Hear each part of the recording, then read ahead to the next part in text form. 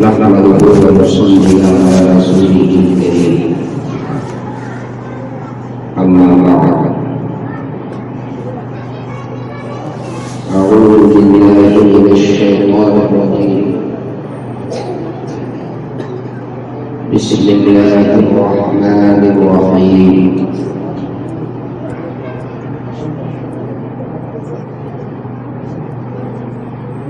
يا أيها الذين آمنوا ادخلوا في السلم كافة ولا تتبعوا خطوات الشيطان إنه لكم عدو مبين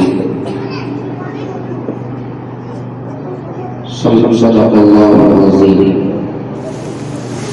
اللهم صل على سيدنا وسيدنا ونبينا وحبيبنا ومولانا محمد وبارك وسلم. معزز علماء کرام، میرے بزرگوں، پردہ نشین ماں اور بہنوں، آج کا یہ پروگرام جو جمعیت علماء ضلع گنگی کے زیر انتظام اصلاح معاشرہ کے عنوان سے منعقد ہوا ہے، جس میں آپ کے لیے، ہمارے لیے، سب کے لیے سعادت کی بات یہ ہے کہ ہم سب کے ذمہ دار سرپرست حضرت الحاج مولانا صغیر احمد صاحب متزل اورانی آج کے اس پروگرام میں آپ کے گاؤں میں وقت فارغ کر کے تشریف لائے. یہ ہم سب کے لیے، آپ خصوصاً آپ کے لیے یہ سعادت کی بات ہے. بہت مختصر وقت میں حضرت والا نے اصلاح معاشرہ کے حوالے سے بہت اہم اور قیمتی باتوں کی طرف توجہ دلائی. ہمارے آپ کے اس علاقے کے بہت معتبر مستند حضرت مولانا مفتی غلام رسول صاحب قاسمی پیرانی، جو یقیناً علمی اعتبار سے میں کہہ سکتا ہوں کہ آپ کے اس علاقے کے لیے نہیں بلکہ پورے ضلع کے لیے اور پورے صوبے کے لیے الحمدللہ ایک بہت عظیم سرمایہ ہے. حضرت مفتی صاحب کا خطاب بھی جمعیت کے حوالے سے ہوا، آپ نے سماعت فرمایا ہے. ضلع گنگی کے جمعیت کے جنرل سیکریٹری حضرت مولانا رستم صاحب قاسمی متزل اورانی، معتمد مدرسہ تجوید القرآن کھرپوکھا، ان کا بھی مختصر تعارفی خطاب ہوا. آپ حضرات سے اپنی لمبی بات نہیں کرنی ہے، وقت نہیں ہے، کیونکہ حاضری نہیں ہے تو حاضری کی نسبت سے کچھ عرض کرو، تھوڑا سا آگے آئیے. ویڈیو بچوں کے لیے ایسا ہوتا ہے کہ بالکل ویسے لگا ہے کہ پاکستان میں بیٹھے ہیں، زندہ ہو بیٹھے ذرا چہرے سے کچھ لگے گا. آئیے جنرل کا پروگرام زندہ ہوتا ہے، ایسے تو ہوتا ہے. بیٹھیے آگے آئیے آگے آئیے. افسوس مجھے یہ ہو رہا ہے حضرت مولانا انوار صاحب، آپ نے فرمایا کہ مہمان میں آپ کو آنا پڑے گا، آپ نے حکم پر میں حاضر ہوا.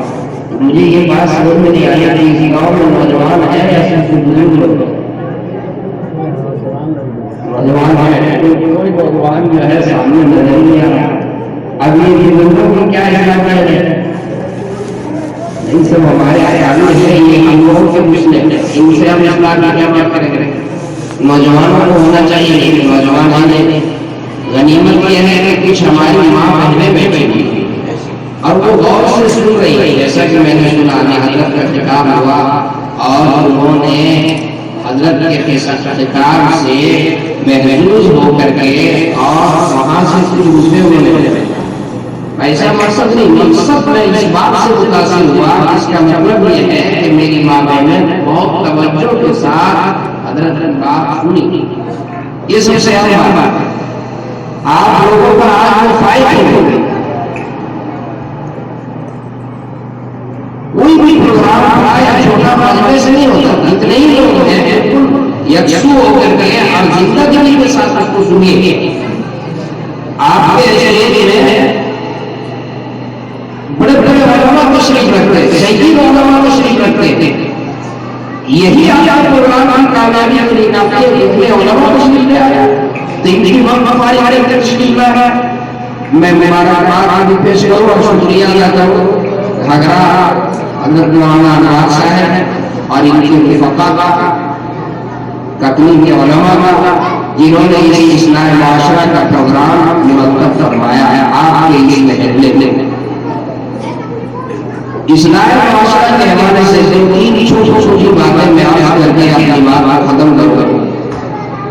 ہمارے معاشرے کی اصلاح کا ایک بہت بات آپ یہ آج طے کریں کہ جب بھی بولیں گے کہ سچ بولیں گے، جھوٹ نہیں بولیں.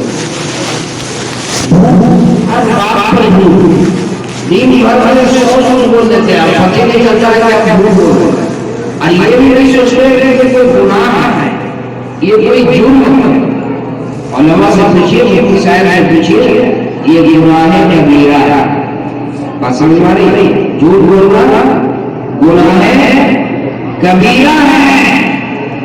ایک مسلمان ایمان والا جس کے چہرے پہ داڑھی ہو اور جس کی پیشانی میں سجدے کا نشان ہو، جس کے سینے میں قرآن ہو، محمد رسول اللہ صلی اللہ علیہ وسلم نے امتی کر رہے ہیں اور وہ اپنی زبان سے جھوٹ بول رہے ہیں،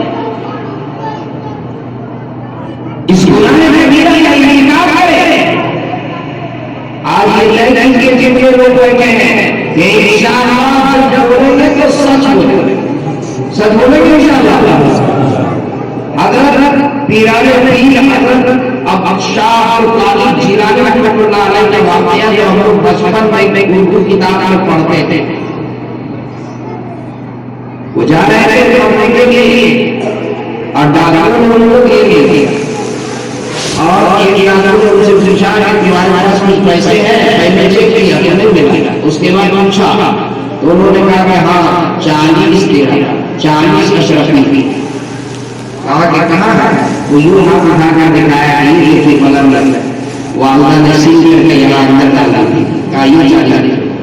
تو ڈاکٹر نے کہا کہ جھوٹ لڑکا ہے. ارے جھوٹ بول دیتے، بولتے کہ نہیں ہے ہم لوگ کچھ ایک پہلے کچھ لیتے تھے تو یہ پیسے بچ جاتے ہیں. جھوٹ بولنے سے یہ پیسے بچ جاتے ہیں. حضرت جیلانی رحمۃ اللہ علیہ جلال آ جاتے ہیں. 12 سال کی حدیث کی عمر ہے، لیکن دیکھیے وہ لوگ ڈاکٹروں سے بات ہو کر کہتے ہیں ارے تم 40 روپے کے لیے مجھے جھوٹ بولنے پر مجبور کر رہے ہو. 40 روپے کیا، اگر 40,000 ہو گئے یہ 40 روپے کی حیثیت کیا ہے؟ یہ تو میرے جوتے کے نوٹ کے نیچے ہے. اگر 40,000 ہو گئے تب میں تمہارے کہنے سے جھوٹ نہیں بول سکتا. میری ماں نے یہ نصیحت کر کے دیتی ہے بیٹا کا بھی جھوٹ نہیں. ڈاکٹر جو ان سے مخاطب تھا 12 سال کے بچے کی بات کو سن کر کے وہ پورے ڈاکٹروں کی جماعت جو ہے اسی دن توبہ کر لیا ان سے. اب چوری نہیں کرے گا، اب ڈکیتی نہیں کرے گا. آپ سوچ سکتے ہیں ایک 12 سال کا بچہ 12 سال کا بچہ سچ بولنے کی وجہ سے ڈاکٹروں کی جماعت کو ہدایت کر رہی. اتنا بڑا مجمع ہے کہ جب بھی لوگوں کو سچ بولو تو سچ بولنے کا ارادہ کرنے کی یہ جماعت، تو کیا اس سے ہمارے معاشرے سے اصلاح نہیں ہوگی؟ ہمارا محلہ نہیں سدھر جائے گا؟ اتنی بڑی جماعت اگر یہ طے کر لیں آپ نے طے کیا کہ جب بھی بولے گے تو ضرور بولے. اچھا کسی کی غیبت نہیں کریں، چغلی نہیں کریں. غیبت جانتے ہیں کس کو کہا جاتا ہے؟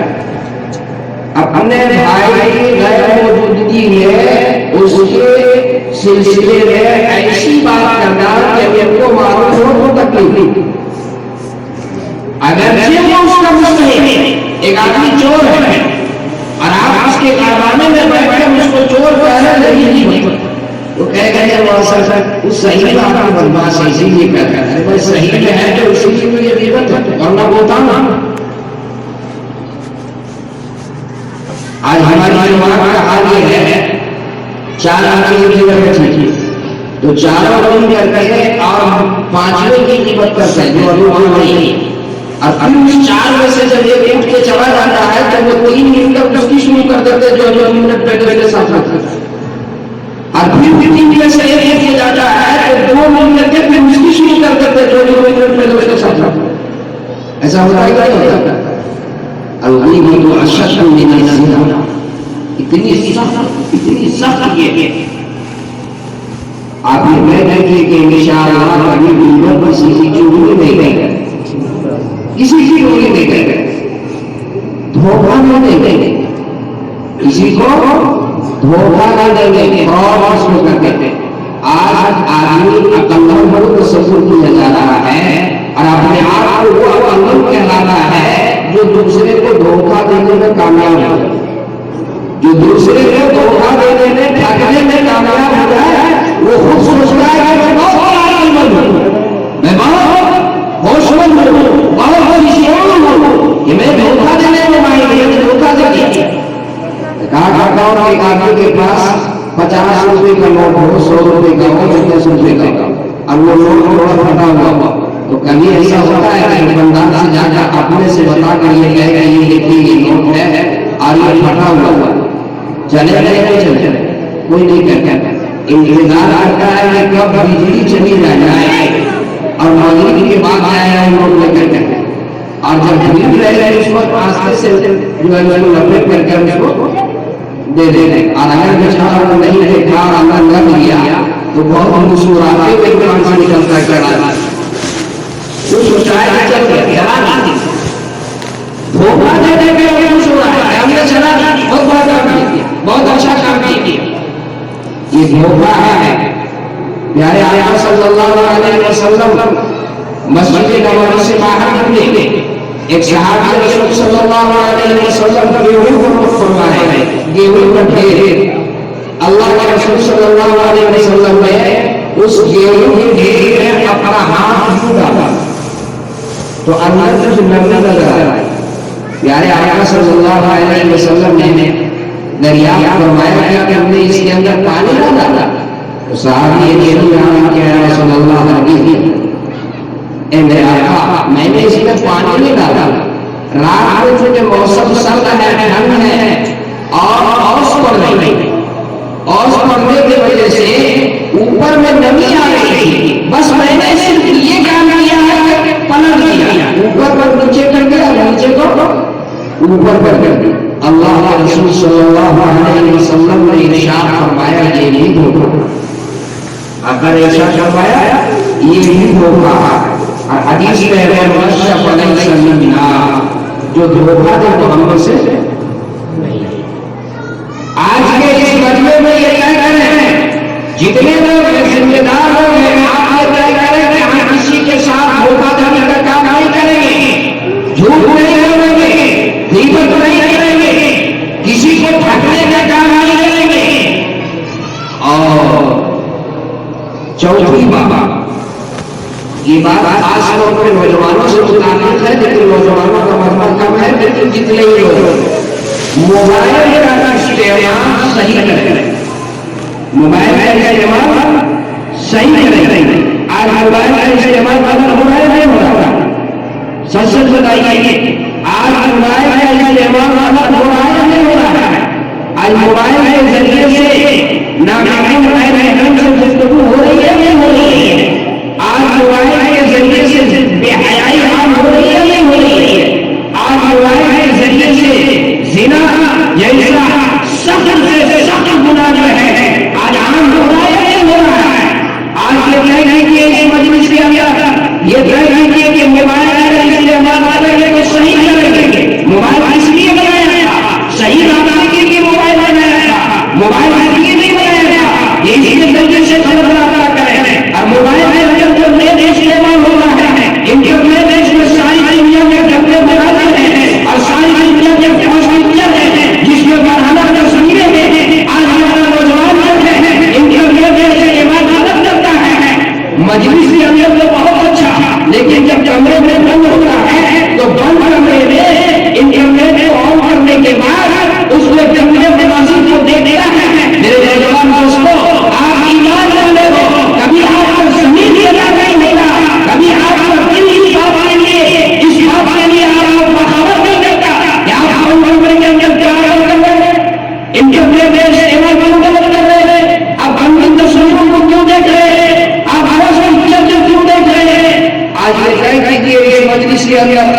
کہ موبائل کا استعمال غلط نہیں کریں. کسی ماں بیٹی جو غیر محرم ہے اس کے ساتھ موبائل کے ذریعے سے غلط رابطہ نہیں کریں گے. اور بے حیائی جو موبائل کے فتنے کی وجہ سے عام ہے، آپ یہ طے کریں کہ انشاءاللہ بے حیائی سے ہم خود بھی بچیں گے اور ہمارے معاشرے کو بھی بچائیں گے. انشاءاللہ ہم ماں اور بیٹی کی عزت کا تحفظ فراہم کریں گے، ہم کسی کی عزت کا مظاہرہ نہیں کریں گے. ایسا کریں گے انشاءاللہ. اور بڑے بھائی ایک بات پوچھنے گئی تھی کہ ہم رزق حلال استعمال حرام سے بچیں، حلال کھائیں، حرام سے بچیں گے، اجتناب کریں گے. سب سے اہم چیز ہے، سب سے اہم چیز ہے رزق حلال. حلال آپ یہ کہہ رہی ہر حال میں. ایک حدیث میں ہے جس کا خلاصہ یہ ہے، چار چیزیں ایسی ہیں جس کو چار شخص ایسے ہیں جس کو جنت میں جانے سے کوئی دوسری چیز مانے نہیں. چار چیزیں توجہ سے سنیے. پہلی چیز، پہلا شخص جو اپنے والدین کے ساتھ حسن سلوک کرے، اپنے والدین کے ساتھ حسن سلوک کرے، اپنے والدین کے حقوق کو ادا کرے. والدین ماں باپ کو بہت عظیم نعمت ہے، بہت عظیم سرمایہ ہے، بہت عظیم نعمت ہے. جن کے والدین حیات سے ہیں وہ اس کی قدر کیجیے. پہلی چیز والدین کے ساتھ اس نے سلوک کا معاملہ کرے، ماں باپ کے حقوق کو ادا کرے، ماں باپ کی خدمت کرے، ماں باپ کے دل کو خوش رکھے. وہ شخص جنت میں جا جائے، وہ شخص جنت میں جا جائے. اور اس میں دوسرا شخص وہ ہے جو کثیر العیان. بہت سنیے، کثیر العیان. کثیر العیان کا مطلب یہ ہے کہ جن کے بال بچے زیادہ ہو اور وہ غریب ہو. کثیر العیان وہ ذریعے معاش جو ہے وہ کمزور ہو، اس کے باوجود وہ اپنے بچوں کی ایسی پرورش کریں کہ پوری زندگی اپنے بچوں کی ایسی پرورش کرے کہ حرام لقمہ اس کے حلق کے اندر جانے نہ دے. وہ شخص بھی جنت نہیں. بات سمجھ میں آ رہی ہے؟ بال بچے زیادہ ہیں، ذریعے آمدنی کم ہے، اس کے باوجود اپنے بچوں کی ایسی پرورش پوری زندگی کی محنت کر کے، مشقت کر کے، رشتہ چلا کر کے، حج جمع کر کے، مزدوری کر کے اور اپنے بچوں کی پرورش کر کے ایسی پرورش کہ حرام کی جگہ اللہ نے اس کو لقمہ نہ کرنے دے تو وہ شخص جنت میں جا جائے. ان کا پہلے بیٹھے بھی ہیں ایک مشہور صحابی رسول صلی اللہ علیہ وسلم جو مضمون کیا کرتے تھے. ان کا واقعہ آپ کی خدمت پر پیش کرو، بات سمجھ میں آئے گی. بہت آسان ہے میری بات میں نے اور سے سنی. ایک مشہور صحابی ہے اللہ کے رسول صلی اللہ علیہ وسلم کے زمانے میں. وہ مشہور صحابی صبح کے وقت جو ہے مضمون کی تلاش میں نکل گئے تھے. دیکھیے مذہب اسلام کہ ایک حکم میں بہت حسن ہے. مذہب اسلام میں سنت طریقہ یہ ہے کہ جب مرد گھر سے باہر کام کرنے کے لیے نکلے، چاہے وہ باپ ہو یا شوہر ہو یا بیٹا، تو گھر کی عورت اگر بیوی ہے، ماں ہے، تو وہ دروازے پہ ڈاکر پردے کا خیال کر کے اور اپنے شوہر کو مسکرا کر کے بھی امان اللہ کر کے رخصت کرے. یہ شریعت کا حسن ہے کہ امان اللہ کر کے مسکرا کر کے گھر سے رخصت کرے تاکہ اس کا موڈ جو ہے وہ فریش رہے اور جہاں پر وہ جائے کام میں ملازمت بنے، جہاں بھی وہ اپنی آفس میں جائے، دفتر میں جائے تو وہ صحیح طور پر کام انجام دے سکے. چنانچہ وہ صحابی رسول صلی اللہ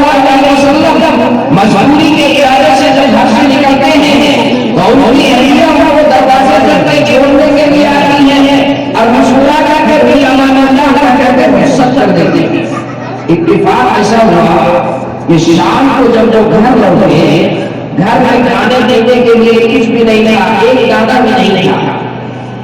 انہوں نے گھر آنے کے بعد بھوک کا اظہار کیا، اپنی بیگم سے کہا کہ اگر کچھ کھانا ہے تو لا کر دے.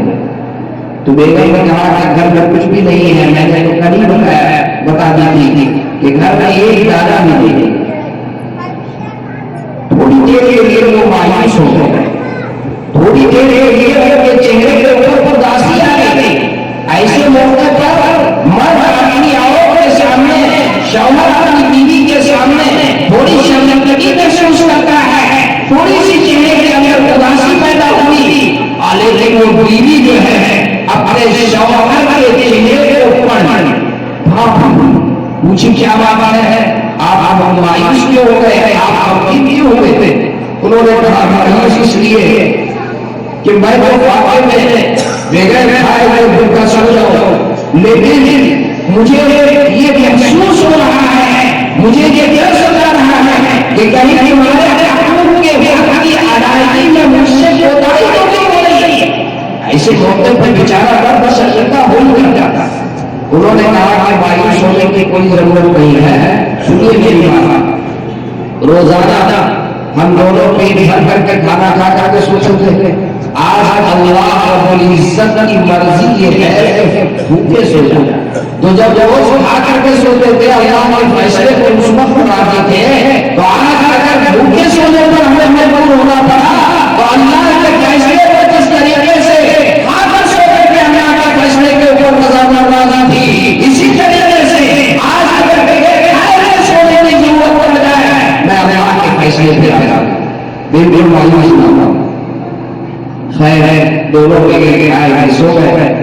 اب صبح جو ہے حسب معمول پھر وہ کام کے لیے جانا ہے دوری کی تلاش میں، اور ہم بیٹے کا منظر آئی اور فی امان اللہ کہہ کر مسکرا کر کے اور اپنے شوہر کو سفر. اتفاق ایسا ہوا کہ دوسرے دن بھی کوئی کام نہیں ہے. اتفاق ایسا ہوا کہ دوسرے دن بھی مجبوری نہیں ہوئی. اب خالی واپس نہ ہو گئے، چہرہ دیکھ کر ہی اور اہلیہ نے پہچانا کہ لگتا ہے آج بھی کوئی کام نہیں ملا. آج بھی مایوس آ گیا، لگتا ہے آج بھی کوئی کام نہیں ملا. کہا کہ آج بھی کوئی کام نہیں ملا، مجبوری نہیں ملی، لیکن پریشان ہونے کی کوئی بات نہیں ہے. میں پڑوسی کے یہاں جاتا ہوں اور کہیں سے ادھار کچھ لینے کے آیا. دیکھیے میری ماں بہنوں کیا جواب دیتی ہے، کیا جواب دیتی ہے اپنے شوہر کو. جب شوہر کو یہ کہا صحابی رسول نے کہ میں ادھار لے کے اپنے پڑوسی کے یہاں سے ادھار لے کر کے آؤں تاکہ کچھ آمدہ کا درد کا انتظام ہو جائے ہمیں ملے گا، تو بیگم نے کہا میرے سرکار اس کی ضرورت نہیں ہے، اس کی ضرورت نہیں ہے، کسی غیر کے سامنے ہاتھ پھیلانے کی ضرورت نہیں ہے. جس طریقے سے جب اللہ کے فیصلے کے اوپر راضی تھی، اسی طریقے سے آج بھی اللہ کے فیصلے کے اوپر راضی ہو. کسی کے سامنے ہاتھ پھیلانے کی ضرورت نہیں ہے. اللہ رب العزت کے فیصلے پر پہلے راضی، آج بھی راضی. کوئی بات نہیں، دوسرائی نہیں جو ہے پاپا کرنے میں گر کے سو جائے، کسی کے سامنے ہاتھ نہ پھیلائے. میں کہتا ہوں اپنی ذمہ داری علی صاحب کہ جس مرد جس شوہر کی بیوی اتنی باہمت، جن کے اندر ایسی دینی استقامت ہو، جو ایسی صابرہ ہو، زاہدہ ہو، اس عورت کا شوہر دنیا میں شہنشاہ ہوگا، اس عورت کا شوہر دنیا میں بادشاہ بنانے کو تصور کرے گا. جسی عورت ایسی صابرہ اور زاہدہ ہو، جسی عورت کے ایسے قناعت کا مزاج ہو، جس عورت کے ایسے صبر اور توکل ہو، اس کا شوہر اپنے بادشاہ کا تصور کرے گا. میں اپنے باؤ سے کہنا چاہتا ہوں، میں اپنی بہنوں سے کہنا چاہتا ہوں، میں اپنی بیٹیوں سے کہنا چاہتا ہوں، اپنے شوہر کی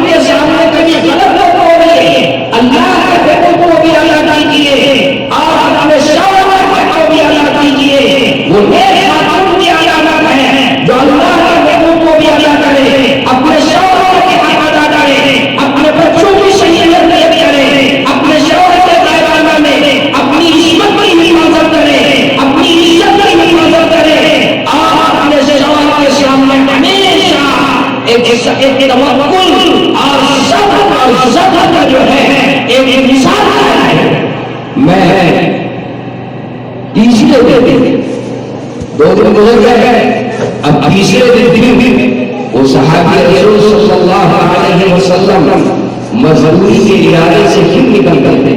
ذرا غور سے سنیے، اہلیہ کو معلوم دروازے میں آ رہی ہیں اور پھر بھی ہمارے اللہ کہہ کے مسلمان کر کے اپنے شوہر کو رخصت کر دی. کچھ بھی پتہ چلے تھے اور انہوں نے آواز دی، بیگم نے آواز دی، سنیے آپ سے ایک ضروری بات کرنی ہے. ایک ضروری بات میرے ذہن میں بیٹھی، آپ ذرا واپس لوٹو.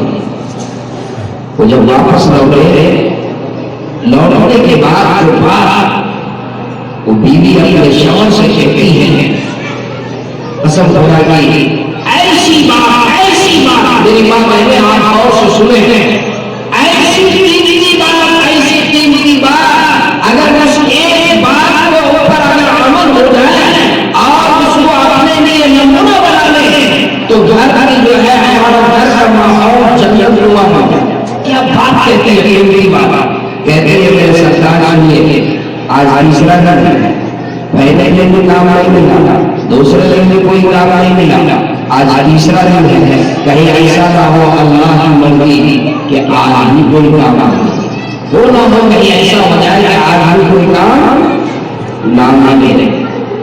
اور میں جانتا ہوں آپ پرہیزگار آتی ہے، میں آپ کے تقویٰ اور طہارت کا علم مجھے ہے، میں جانتا ہوں کہ آپ اپنی ذات کے لیے کوئی غلط قدم نہیں اٹھائیں گے، لیکن مجھے دیر سے آ گیا ہے کہ کہیں میری محبت پہ آ کر کے، کہیں میری محبت پہ آ کر کے آپ کہیں میری غلط قدم نہ اٹھائیں. غلط قدم اٹھانے کا مطلب کیا ہے؟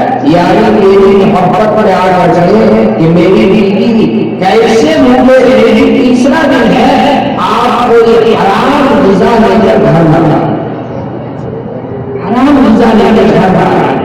میرے شوہر آپ سے گزارش ہے، آپ سے درخواست ہے، اگر کام نہ ملے تو آپ پریشان نہ ہو، اگر مزدوری نہ ملے تو آپ پریشان نہ ہو، آپ خالی واپس آ جائیں، آپ میرے لیے نہ گھبرائیں، اللہ کے فیصلے پر جس طریقے سے کل کرنا تھی انشاءاللہ آئندہ میں اللہ کے فیصلے پر آتا ہے.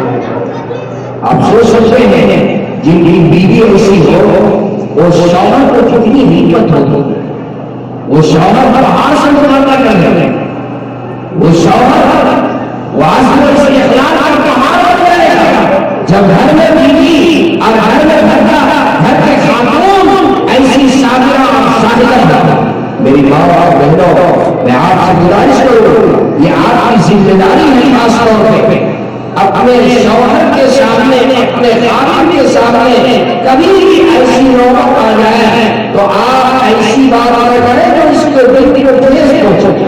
عام طور پہ ہر مرد یہ چاہتا ہے کہ آپ اپنی بیوی کو خوش رکھیں، ان کے کھانے پینے کا انتظام کریں، ان کا اچھا سے اچھا ان کے تمام ان کی ضروریات کا انتظام ہے. بھائی اسی لیے کوئی مزدوری کر رہا ہے، کوئی رکشا چلا رہا ہے، کوئی پردیش میں جا کر کے کام کر رہا ہے، پوری زندگی کو محنت کرتا ہے اور ابھی ایسے نوبت آ جاتی ہے. ابھی نوجوان ہوا ایسے حالات مجبور ہوئے، اچانک ایسے حالات آ گئے، بہت سے گھروں میں فاقے کی نوبت آ گئی، بہت سے گھروں میں زندہ ہو گیا، ایسے حالات آئے، ایسے موقع پر جو ہے کبھی بھی اپنی زبان پر ہر شکایت کر کے اور اپنے شوہر پر توصیت اور یہ بتائیے کہ جب سے تمہارا گھر آیا ہوں اسی طریقے سے گزر گیا، پوری زندگی ایسے ہی گزر گئی. عام طور پر ہماری عورتوں کا یہ حال ہے، بہت جلدی وہ شکایت کرتی ہے اور پوری زندگی کے احسانات کو وہ فراموش کر کے ایک منٹ میں سب کچھ بول دیتی ہے.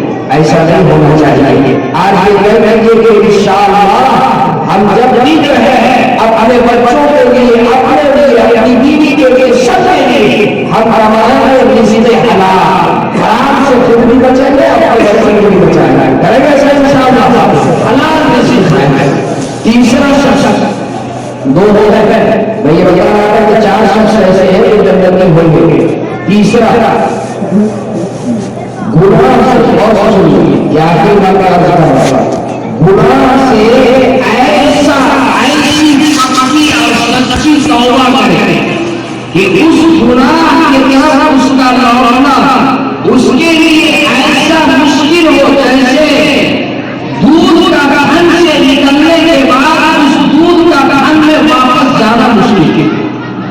سے نکلے ہوئے دودھ کا واپس تھن میں جانا جس طریقے سے مشکل، اسی طریقے سے ایک گناہ سے انسان ایسی توبہ کرے، پکی توبہ، سچی توبہ کہ دوبارہ وہ گناہ نہ کرنا اس کے لیے ایسے ہی مشکل ہو جیسے تھن سے نکلے ہوئے دودھ کا واپس تھن میں جانا مشکل.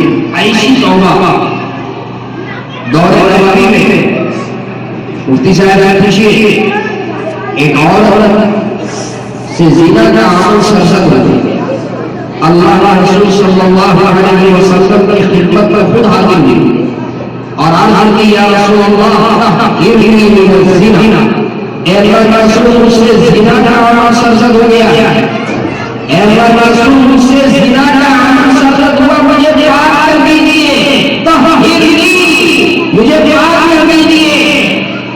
اللہ کے رسول صلی اللہ علیہ وسلم کے سامنے جب اس عورت نے ایک مرتبہ نہیں متعدد مرتبہ اپنے اس جرم کا اقرار کر لیا اور اقرار سے جب جرم ثابت ہوا، اللہ کے رسول صلی اللہ علیہ وسلم نے فرمایا کہ ابھی جو ہے تم حالت عمل مت کرو. وہ عورت اس حالت میں آئی تھی وہ امید سے ہو گئی تھی، عمل سے تھی. آپ صلی اللہ علیہ وسلم نے فرمایا کہ واپس جاؤ اور جب واضح عمل ہو جائے، بچے کی پیدائش ہو جائے، اس کے بعد چنانچہ واپس چلی گئی. واضح عمل کے بعد بچے کی پیدائش کے بعد پھر اللہ کے رسول صلی اللہ علیہ وسلم کی خدمت میں حاضر ہوتی ہے اور عرض کرتی ہے کہ یا رسول اللہ اب مجھے پاک کر دیجیے، مجھے پاک کر دیجیے. اللہ کے رسول صلی اللہ علیہ وسلم نے فرمایا ہے بچہ چھوٹا ہے، ابھی مدت رضاعت، ابھی دودھ پینے کا دودھ پلانے کا یہ مدت چل رہی ہے، اس لیے ابھی واپس جاؤ، جب مدت رضاعت ختم ہو جائے گا بچہ جب کھانے پینے لگ جائے گا تب واپس آ. چنانچہ کے واپس چلی گئی اور 2 سال کے بعد مدت رضاعت میں واپس آئی اللہ کے رسول کی خدمت میں اور عرض کی یا رسول اللہ اب یہ بچہ کھانے پینے لگا، اس لیے اب ہمیں جو ہے وہ پکڑ دیجیے. کیا رسول مجھ سے یہ گناہ سرزد ہو گیا ہے، یا رسول اللہ کا رسول مجھے پاک کر دیجیے، مجھے پاک کر دیجیے.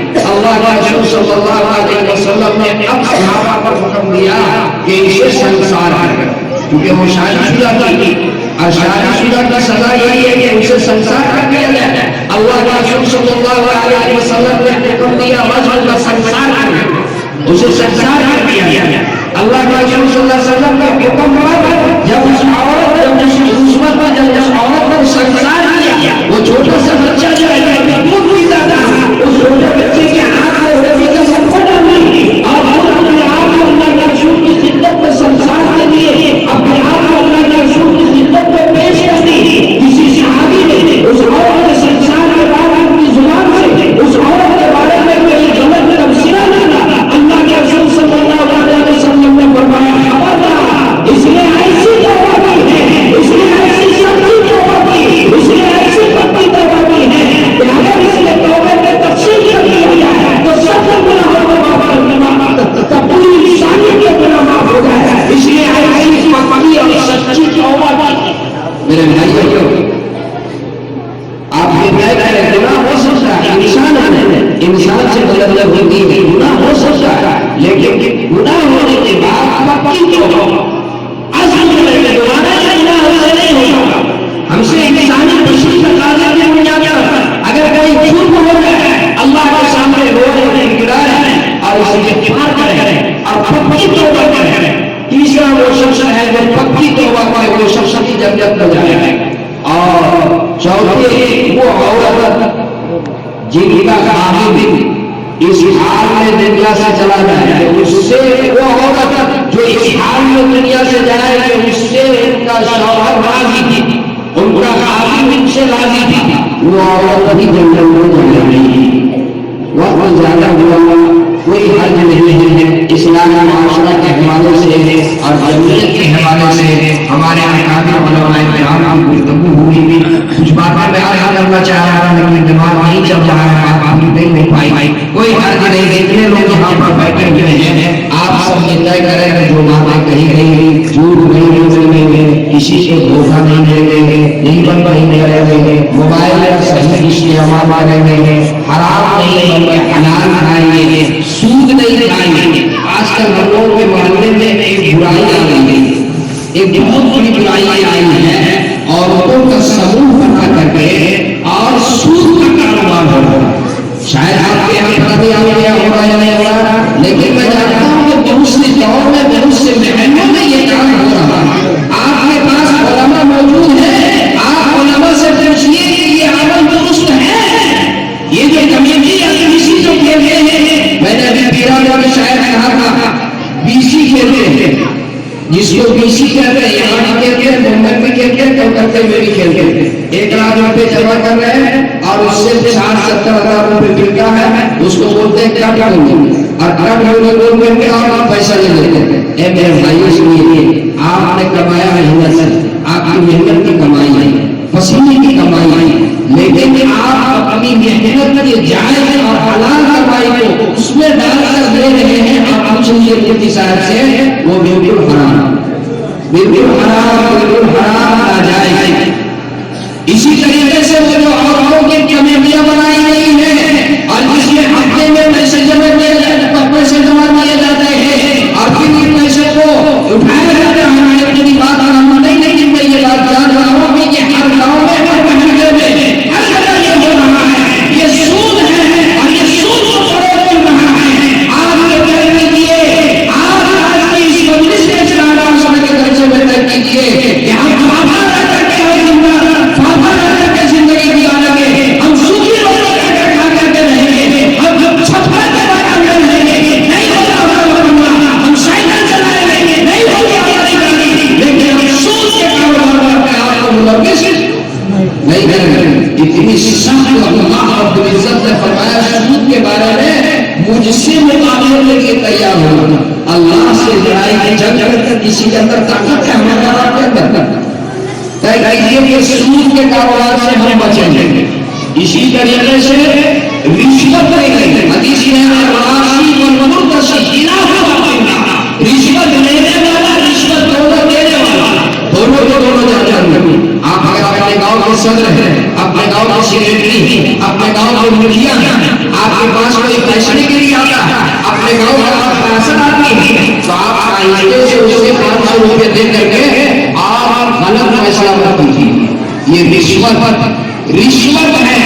آپ یہ طے کیجیے کہ رشوت نہیں لیں گے، رشوت نہ دیں گے نہ رشوت لیں گے، رشوت لینے والا دینے والا دونوں جانیں گے۔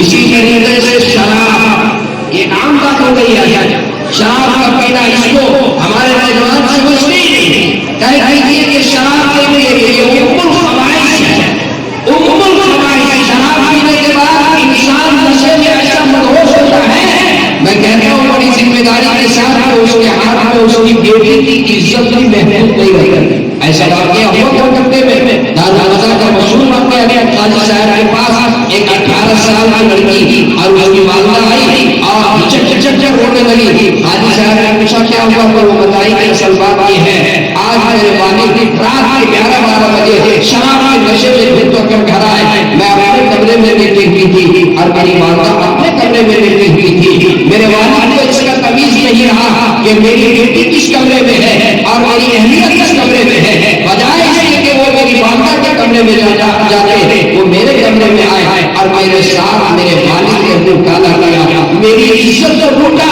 کہا کہ قاضی صاحب جس باپ نے مجھے پیدا کیا، جس باپ کے پشت سے میں پیدا ہوئی اور جس باپ نے 18 سال تک کے میری پرورش کی، جس باپ نے 18 سال تک کے میری پرورش کی، آج اسی باپ کے ہاتھ سے میری عزت کے کاروبار ہوئے، آج باپ نے بیٹے بچھڑے، یہ باپ رشتہ جو ہے وہ ناکار ہوا اور میری عزت اس باپ نے میری عزت کو لوٹ لیا۔ قاضی صاحب نے بتائیے اب میرا کیا ہوگا اور میری والدہ کا نکاح کیا؟ آپ سوچ سکتے ہیں جس جرم کی وجہ سے بیٹی کی عزت محفوظ نہ رہے، آج طے کیا کہ ہمارے نوجوان یہاں موجود ہے، آج طے کیجیے کہ انشاءاللہ نہ کبھی نشے کے قریب جائیں گے، ہم شراب خود بھی نہیں لیں گے اور اپنے دوستوں کو بھی بچائیں گے، اپنے معاشرے کے بیچ سے بچائیں گے انشاءاللہ۔ ایسا کریں گے انشاءاللہ، شراب نہیں لیں گے، سود نہیں کھائیں گے، بے حیائی کا کام نہیں کریں گے، موبائل حلال رزق کھائیں گے اور ہم سے جو جدا ہو جائے اللہ کے سامنے ہم پکی اور سچی توبہ کریں گے. اللہ تعالیٰ ہم سب کو معاف فرمائے. اللہ رب العزت آج کے اس اجتماع کو اللہ قبول فرمائے. میں شکر گزار ہوں یہاں کے علماء اور یہاں کے زندگاروں کا جنہوں نے جمعیت کی آواز پر لبیک کہتے ہوئے اس اصلاح معاشرہ کا پروگرام منعقد کیا اور اس پروگرام میں آپ کا تشریف لائے.